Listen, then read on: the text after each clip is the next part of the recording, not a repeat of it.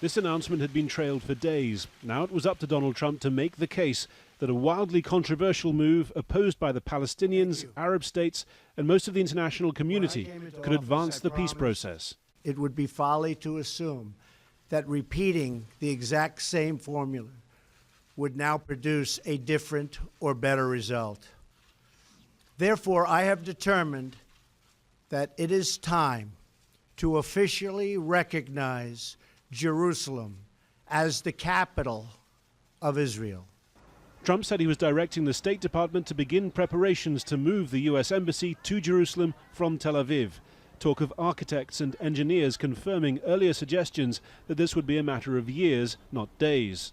We are not taking a position of any final status issues, including the specific boundaries of the Israeli sovereignty in Jerusalem or the resolution of contested borders. Before Donald Trump made this speech, White House officials were trying to frame it, saying that it didn't define the final status of Jerusalem. That could still be negotiated between Israelis and Palestinians in a two-state solution, if that is what both parties still wanted. However, for the Palestinians, this is the United States definitively taking sides in this conflict.